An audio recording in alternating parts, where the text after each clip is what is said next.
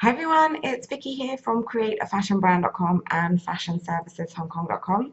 This week I got an email from me. I got an email from another Vicky from London, and she's been doing lots of research. She's right at the beginning, starting her fashion brand, and she asks, I'm starting a fashion brand and have lots of information on what to do.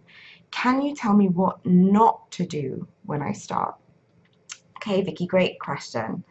For everybody who are starting a fashion brand, there are lots of places to get information on what to do, including createafashionbrand.com, which is my blog website. There's just information on there. I don't do anything else.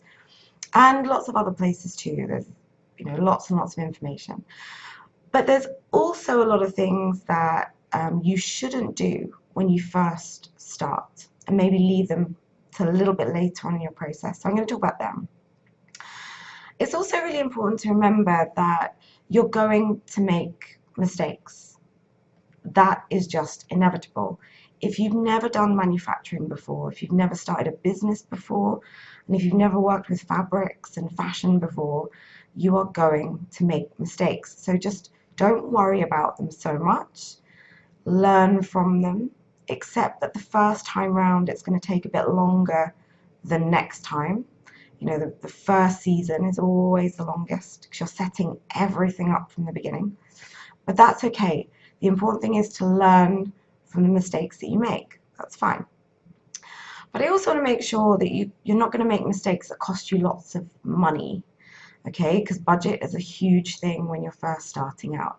So I want to just cover 3 things you should not do when you first start. Okay, now the first thing, and they're in no particular order, but the first thing is asking for advice. Okay, like Vicky has found, and you'll probably find, that there is a lot of advice out there.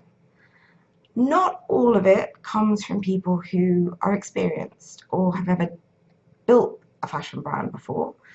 So firstly, just be careful where you get the information from.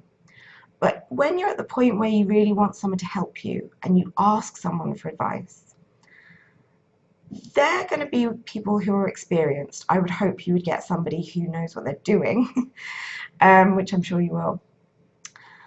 Because they've done it for a long time, or they've done it lots of times before, they're going to have the experience that you don't, and sometimes they're going to tell you things which you might not want to hear, or maybe you weren't expecting.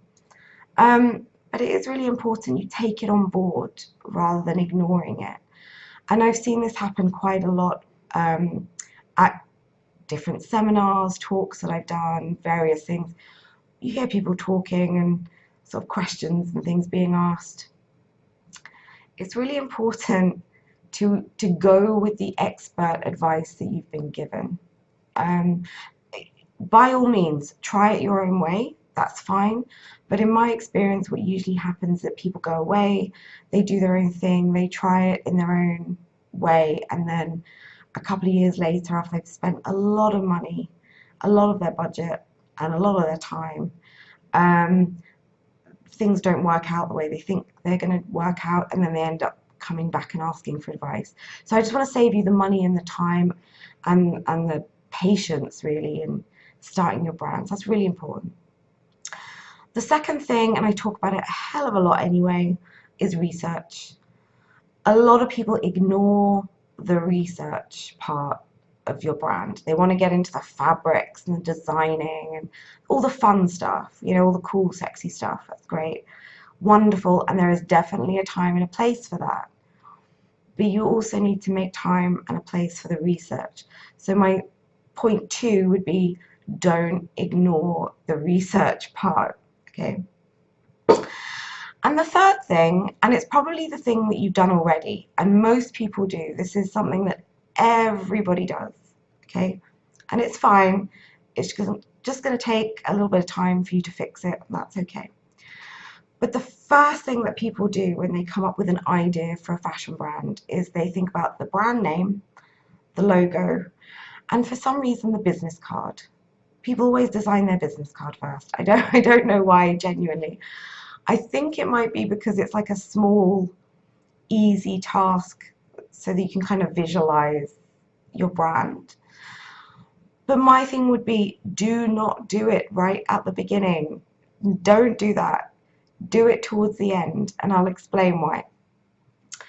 So you come up with your idea, you sit there, you think about your name, your logo, your business card, and all these other things. And then you go away and you start designing, and then you go to the manufacturing stage. Now, it's usually at the manufacturing stage where things start changing, mainly because of budget. Things are far more expensive than people realize to manufacture.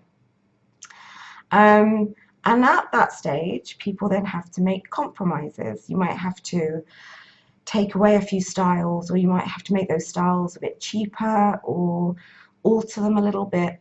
And suddenly the products that you thought you were coming up with for this brand at the beginning suddenly morph into something else, and then your products and your brand don't match. Now, in order for your brand to be successful, your products and your brand and everything else has to be consistent. They must be. Okay, that's one of my 3 C's of success. So my thing would be, don't do it right at the beginning. Have an idea, have some core values, start building an idea of your brand and what you want it to be. But don't set anything out on paper definitely right from the beginning. Go at least to the manufacturing stage where you're making inquiries. You don't have to place any orders, anything like that, but just start to get a feel for your budget and what it's going to cost you. Then start making your adjustments to your products, and then start thinking about the brand that you're going to create with the products you can afford to manufacture. Okay, so at that point, that's when you start thinking about your brand name, your logo, the fonts, the colors, you know, all that funky stuff, which needs a bit more design work. Okay, so for Vicky and everybody else, those are my 3 things, my 3 main things. So don't ignore your research, don't ignore experts if they give you advice you don't like, and don't do your brand design up front, logo, brand name, and things like business cards and labels and stuff like that. Leave that to a little bit later on. So if you've got a question like Vicky about this or about anything else, you can leave me a comment below in the comment box, or get on my newsletter, details are below, and you can just hit reply when I send out a newsletter. It comes straight back to me. I write my newsletters, I don't pass that off to anybody else.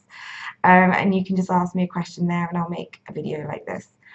Also, you don't want to miss any more videos, so make sure you subscribe to my channel.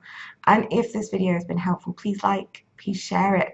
I want to reach more people and help them with their future business plans. And I will see you with another answer to another question.